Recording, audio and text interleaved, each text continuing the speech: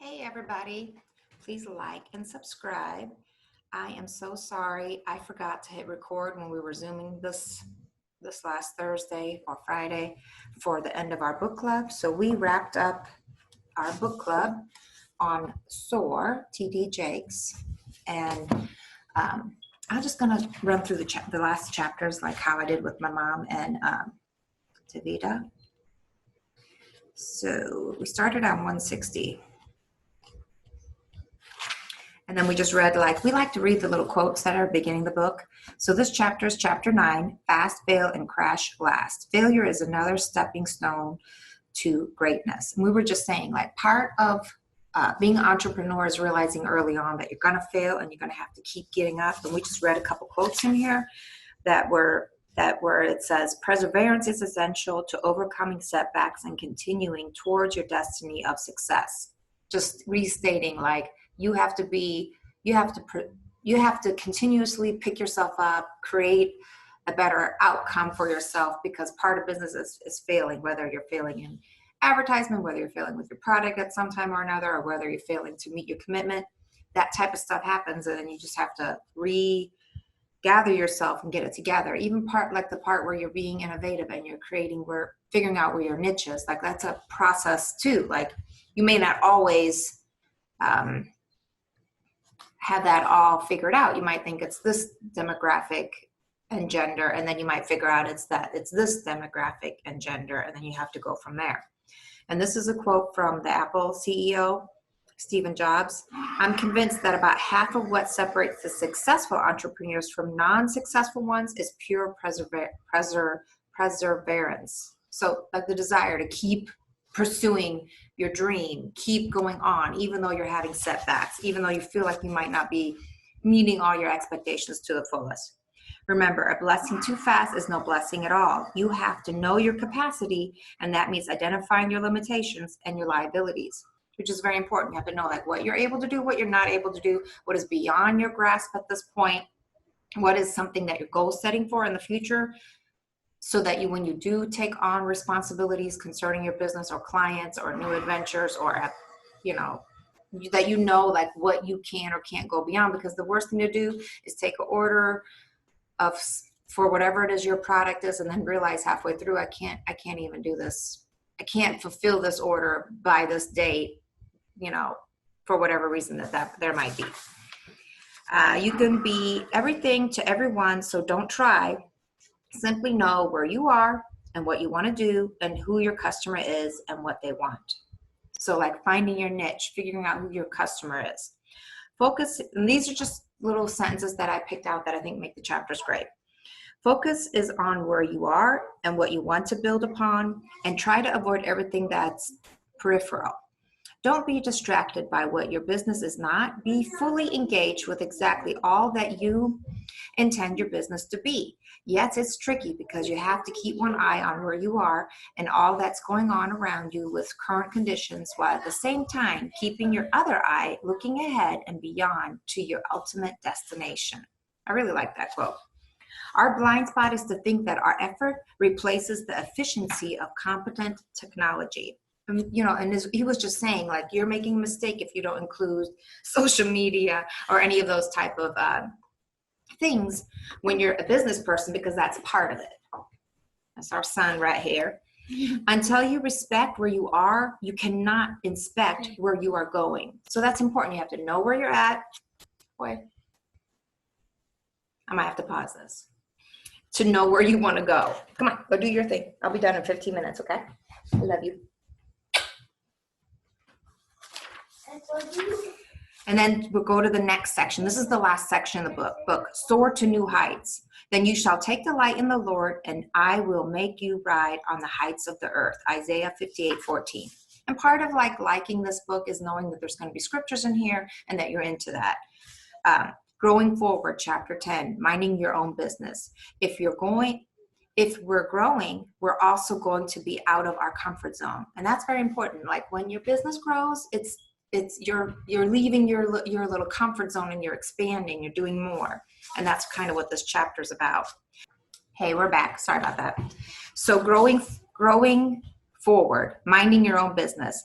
If you're growing, we're always going to be out of our comfort zone. And I'm just going to start again in this chapter.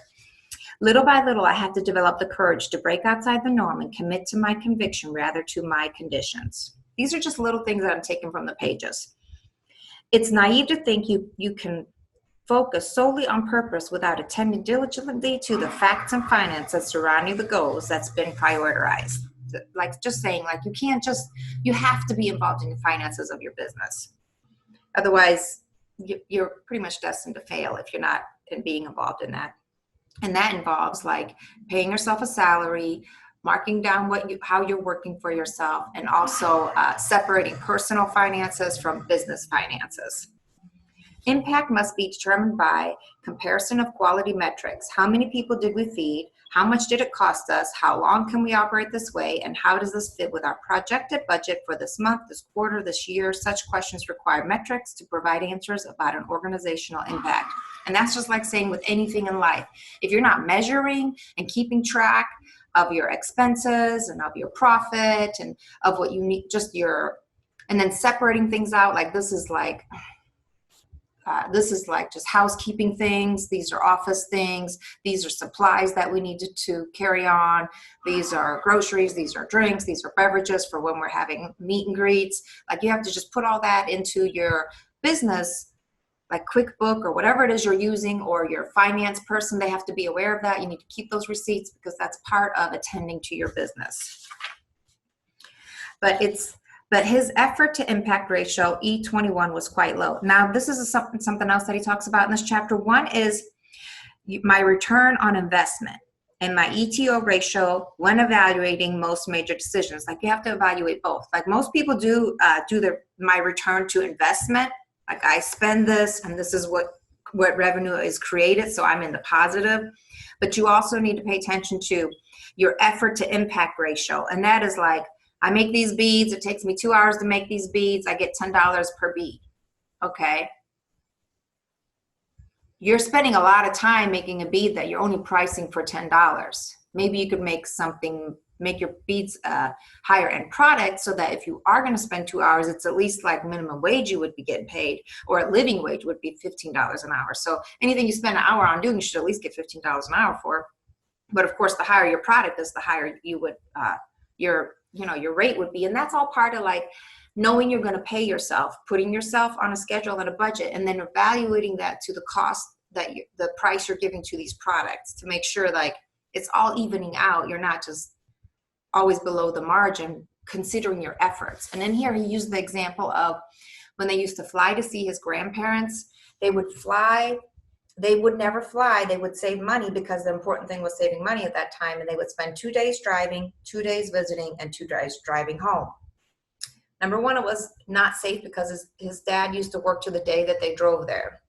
Number two, he spent more time driving than they did with the family. And it just depends on what you're working with at that time, what your priorities are. But if you're measuring the E21, effort is so great. It's not really true. Like they would have been maybe better off paying for the airline tickets and maybe only going once every other year and having a true family moment with his family, because then they could have dinner, lunches, all for 7 or 6 days, which it would be the same. So this was how I'll break it down. E21 is this. If you drive and you spend 4 days driving and 2 days fellowshipping with your family, that's a lot. That's 4 days of effort, 2 days of outcome. But if you went every other year and spent the money on airplane ticket, then you would probably spend the same as you did for that gas trip, maybe a little bit more, but not that much more. And then you would be spending maybe 1 day traveling, well, really 8 hours, 4 days one day, 4 days another day, probably maybe 10 hours, with getting luggage and delays or some things like that. But you'd spend 6 days fellowshipping, which is still more than you would if you went for 2 years and just put gas in the car, and you could have more quality time. So that's just an idea to think about, like how that comes into play. And that was the example. I actually didn't say this last time when we were on Zoom, but this is what I wanted to say. Instead, you must aim your efforts to the places within your target where you can make the greatest impact. Like your target might be great, but you have to think about what area or demographic or proportion or product is going to give you the best result. From the amount of effort expended, you must identify the impact return for your time and energy. This is referring to that E21. Return on investment. Work with that. Return on the energy expended. Like you have to think about like how, that's why like if you don't pay yourself and log your hours concerning your business, you will always be off on the energy that you're putting in your business. You can efficiently evaluate which one of many initiatives we're pursuing are working for you and which are working on you. Again, like if it's taking a whole lot of energy to do something, you're probably making zero profits from that. So think about that wisely. Maybe change it up, sell a different product, or invest in hiring somebody so that you can focus on something else. Another thing is like there was that parable of talents in here in this chapter about how God gave everybody these talents and he wanted them to invest, and some people dug a hole and didn't do anything with it, and other people invested in different ways. And it was just showing like God wants you to be fruitful and produce. Just using biblical verses to show that he does want to expect us all to be entrepreneurs and to be successful and to have a purpose and to have an enriched life. We are to be responsible for the gifts and the talents he has placed inside each of us, investing them for maximum return. God gives everybody a gift and a talent. The parable of the talent reminds us that risk is necessary for growth on occurrence. In Luke 19:13, God tells us to do business till I come. He wants us to conduct business, be profitable, and use our resources the proper way. By having a business, by being in front of customers, you'll be able to share the message of the gospel just by your actions. You will represent God in ways you operate, in the way you treat your customer and in your employee. How you interact will be your message, and how you communicate will show who you serve. Just showing an example, like God appreciates, people that carry out his message through any way possible. And you can show that you're a child of God by the way that you conduct your business. Whether you have to move away from where you are physically or move away from where you are mentally, it will be an exercise in faith as you go after the dream and desire that God has placed inside of you. And some people need to remember or think about which one they need to do. Is it physical or is it emotional? Like, do you need to relocate for your business to be successful? Or do you just need to get like your emotional headspace right for your business to be successful? The more you get in the habit of blurring the lines between your personal finances and your business finances, the more difficult it will be to unravel them later, which is saying, just be accountable for everything you do for your business and be responsible for monitoring and docking like the time that you spent and that budget that you create for yourself too, because at the end you are supposed to make money off of your business. A bookkeeper, tax attorney, and our certified public accountant, whatever your business needs, these are things that, as you get bigger, you will want to invest in those type of people and branch out. And a marketing person too. Mama? Yes. You better say she was your baby. Sorry about that. Okay, and then I'm going to wrap up this chapter. Getting professional finance help is often a catalyst for new growth and can assist you in making sure that financial side of your business is healthy and strong.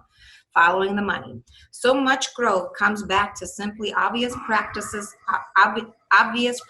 like sticking to your budget, investing some of your profits back into your business.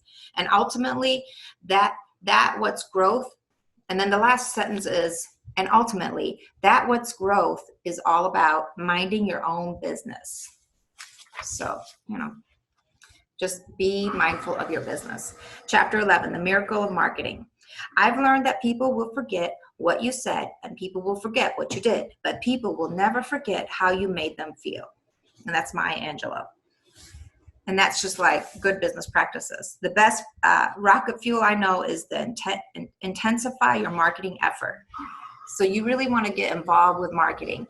And in here it uses the parable of when Jesus fed the people on the mountaintop. And it says, that was technically like, if you want to take it back, generation to generation, it was marketing at that time. There was 50,000 families there. It was never advertised what the message was, but we know his message is love. And he fed all those people from one boy's lunch. And so that's how the word was spread, that he's a person that heals people, because people always spread the word when they got healed, or a family member got healed, or someone in the village got healed. Then they would talk about Jesus in that way. And then they would also spread the word every time Jesus fed someone. But when he fed that quantity of people, 55,000 people and their families, like that spread itself, because each one of those families continued to have that conversation about how Jesus fed them with one boy's lunch. So, and that was marketing at that time. Of course, now we need to use the internet, social media, and a lot of other things, and word of mouth. Learning to market efficiently is an ongoing educational process requiring keen attention to cultural trends, exacting timing, and customer relations. It may not always be the right time for every move that you want to make. Revolving around my desire to inform, inspire, and entertain, like that was his purpose. This is talking about T.D.Jakes. Like those are the three core things about everything that he does. He wants to entertain people, he wants to inspire people, and he has a desire to inform people. So innovation, inspiration, and expectational entertainment. And he words it differently, but it's those three things. So between healing them and finding them and feeding them, word was out about who he was and what he could do. And that was him talking about that parable, which you can see in Matthew 14, 13, and 14. And then Matthew 14, 19, and 21. It has a couple examples. Know who your audience is and where to reach them. Help your target limit. Knowing who your audience is and how to reach them will help you get the most out of your dollar when you're advertising a targeted group. Having the right name for your business is one of the most important steps toward growth and shouldn't be taken lightly. And in here he gives an example of how a lady named something after her and her name was hard and it just wasn't the best business tactic for her. And then she ended up renaming it like Oasis Spa because she was running a spa. But, read it and it's entertaining. Your company name and logo should be a central part of everything you do, from the business cards, your storefront design, your interior decor, your website, your social media, to your advertisement and promotional material. Like he's saying, tie it in and use things that are recognizable and continuously use them.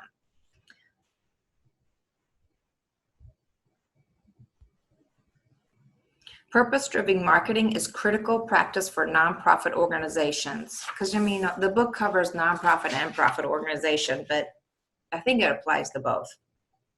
And this is a quote from his mom. My mother used to say, success is not just about what you know, it is also about who you know, relating back to marketing. And then he talks a little bit about Malcolm Caldwell, and I really want to read more about this author.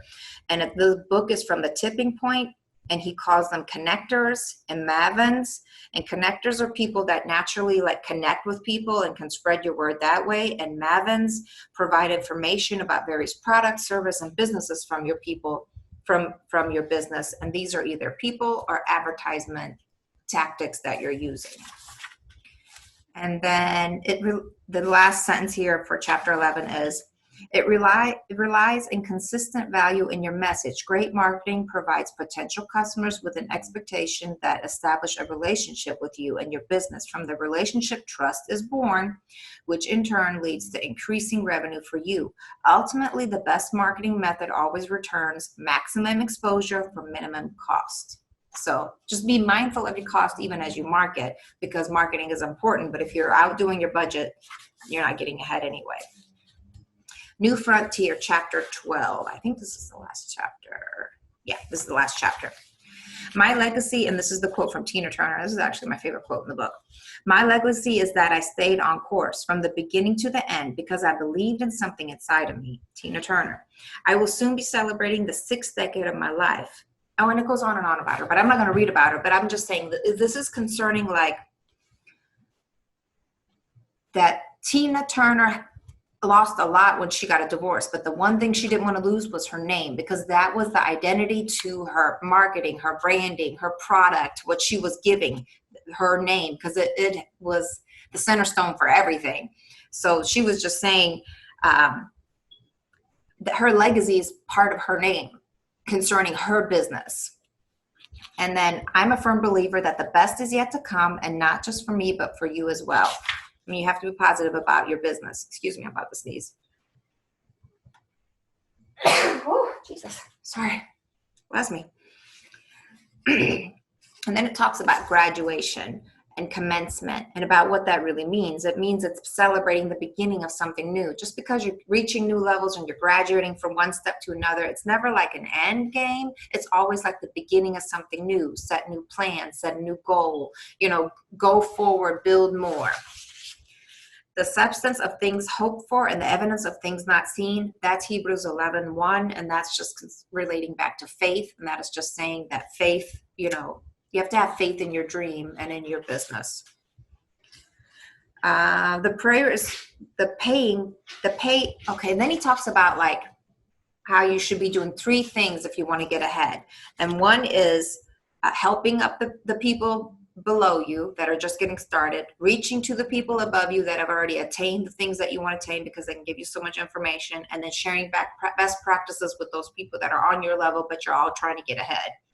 And that's how you will get ahead, by creating business relationships with people, not just customer relationships, but other business relationships with people. So I'll read this part now. This paying it forward goes beyond merely networking, but provides a bridge for your present to your future. This is one of the most important things you can do to not only build our business, but also to have a positive impact on our community and future generations. In Psalms, God tells David, I will instruct you and teach you in the ways which you shall go, and I will counsel you with my eyes on you. So just giving an example, like God is counseling David, you are counseling other business people. The first one is that you should teach down. He's saying, teach down. Somebody's trying to come up or establish something, help them out. The second one is you should teach best practices to peers and lateral relationships. And the final one is don't forget to look up as you invest in others and make deposits for your entrepreneurship legacy. Teaching, reaching, and gleaming is what he calls those 3 things. Always allows us to take part in each other's personal growth as well as in entrepreneurship success. One for all. And then he talks about the family of how a lot of immigrants become successful business owners here is because they use this practice. They come in and they have less. They are taught, they come, they have less, they watch what people are doing, they're saving money, they build a little business. In the process of coming, they're gleaming. They are looking at people that have everything set up. They're asking for advice. They're getting knowledge. They are saving their money to establish their business. Then when they establish their business, then they're equal with their peers and they're using best practices. They have already relationships because they had the relationships as they were saving and dreaming their dream and creating the best dream they could have for themselves to lay it into a plan. And then they use those relationships of gleaming because they were reaching up to now have an equal relationship with them, which was best practices. And then when they send for other family or they teach other people in their family their business and have them be a part of it, then that is reaching down and bringing them up to your level. Upon arrival, and I'm not going to read the whole little family thing that he says, but it's just teaching, reaching, and gleaming. And the example he uses how foreigners do it when they come to this country. Risk is always part of the joy of being an entrepreneur, so embrace it. Like if you don't like taking risks, then being a small business owner is going to be hard for you. And then turning into a medium business owner is going to be hard for you. And then turning into a big enterprise is going to be hard for you. So T.J. Maxx is always like, people come to me and they ask me, am I ready? Should I do this? Should I do that? And nobody can tell you when you're ready. Nobody can tell you when you should take the step and when you should go forward in faith. He's just saying, just do it. Like if you've planned and you think you're ready, just try your dream. See if it can come to realization to you in a profitable way. Do the hard work required to start your business. Check the weather conditions and the wind pattern. Ask God to bless your efforts and give your guidance and wisdom, and then just do it. And the last sentence here is, it's no longer time to fly, my friend. It's time to soar. And that's just saying, for a while in your business, you're making the plans. You're working hard for the liftoff. You work hard every time you crash and you land. But there also has to be a time in your business where you're soaring, where you're just, the wind is carrying you where you needs to be. That has to be a part of your business cycle, or otherwise you won't survive either. And I think that's why he called the book SOAR, because you do the hard work, you prepare for the things that you want to do. He uses a lot of the airplane things as references. and then you soar. You know, you learn from your mistakes and you soar, and then you're still going to have some rough landings, but you get back up there and try it again, and then you soar again. So I think, like, if you're into a book that has a lot of religious references, but also is very common sense, this is kind of our consensus of the whole group, the book's great for you, especially if you want to be an entrepreneur. You know, people that want to be entrepreneurs, or it's your desire to maybe be in marketing or help out in a business but not be a business owner. This is a good book for you too. So we like the book. We recommend it. Out of 5, we would give it a 4. My mom was like, it's boring sometimes because she's not into business and stuff, but she said it was an okay read.